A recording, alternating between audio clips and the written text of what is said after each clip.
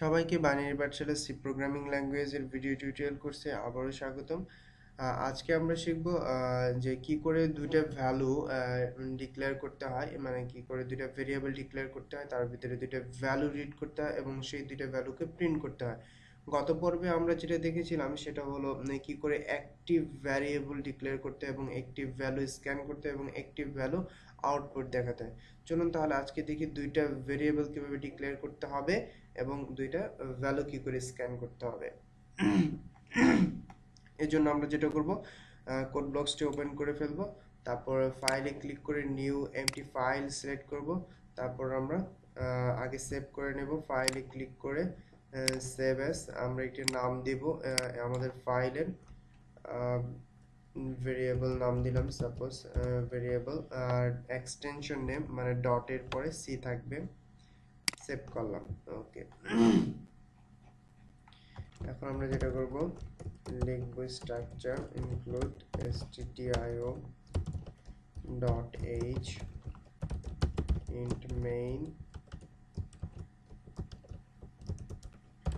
Variable a declare করলাম এবং আমরা দুইটা ভেরিয়েবল ডিক্লেয়ার করছি।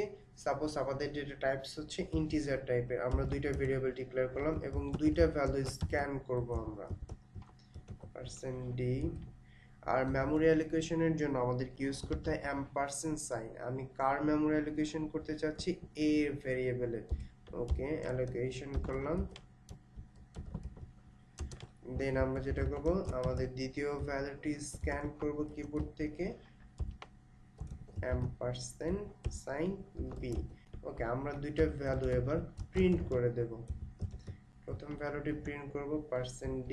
আমরা অলরেডি n সম্পর্কে জানি যে নিউ লাইন জেনারেট করে, দিয়ে দিলাম। এখন আমি যে ভ্যালুটিকে প্রিন্ট করতে চাচ্ছি সেই ভ্যালুটির নাম দিব। আমি a কে প্রিন্ট করতে যাচ্ছি, এর জন্য a নাম দিলাম। তারপরে আমি প্রিন্ট করব b ভেরিয়েবলটিকে, %d n b, at last return 0। ওকে, চলুন তাহলে এবার আমরা প্রোগ্রামটি রান করে দেখি যে কোনো ভুল আছে কিনা। আমরা একসাথে বিল্ড এবং রান করব। ওকে, বিল্ড এবং রান করার পর আমরা এরকম একটি উইন্ডো দেখতে পাবো। আমাদেরকে ভ্যালু ইনসার্ট করতে বলছে। আমরা দুইটা ভ্যালু ইনসার্ট করলাম, 100 and 200। দেখুন আমাদের আউটপুট দেখাচ্ছে পরবর্তীতে 100 and 200 সাথে সাথে। আমরা ভদ্রতার খাতিরে আরেকটা প্রিন্টএফ লিখে এসএমএস দিতে পারি যে আউটপুট। ওকে, আমরা একটু দিলাম। ওকে, সরি, ভুলটা কোথায় দেখতে পেয়েছেন? আমি টার্মিনেটর সাইন দেইনি।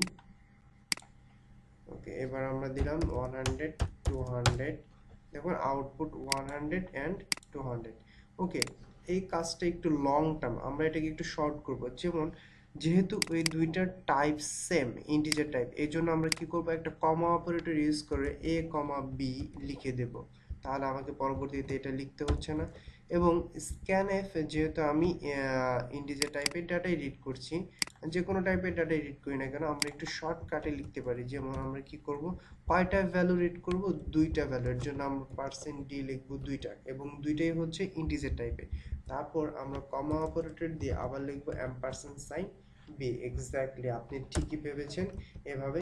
এবং আমরা কি করব, এখানে দুইটা প্রিন্টএফ না লিখে আমরা এখানে আরেকটি স্পেস দিয়ে প্রিন্টএফ n অলরেডি আছে, এবং প্রথম %dt হচ্ছে a ভেরিয়েবলের জন্য, তাহলে দ্বিতীয় %d কার জন্য হবে? এক্স্যাক্টলি, আপনি ঠিক ভেবেছেন, দ্বিতীয় %dt হবে b এর জন্য। এবার আমরা তাহলে এর পরবর্তী লাইনটি ডিলিট করে দিই। ওকে, এবং আমরা সেভ করলাম কন্ট্রোল এস প্রেস করে। চলুন এবার আমরা প্রোগ্রামটি রান করে দেখি।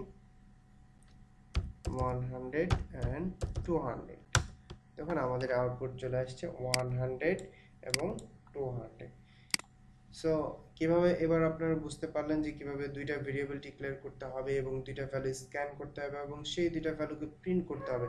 এখন আপনাদের হোম টাস্ক হচ্ছে, আপনি ঠিক আমাদের বাকি 4টি ডাটা টাইপস আছে, তার ভিতরে বাকি 3টি ডেটা টাইপস নিয়ে বাসায় বসে প্র্যাকটিস করবেন এবং আমাদেরকে কমেন্ট সেকশনের মাধ্যমে জানাবেন।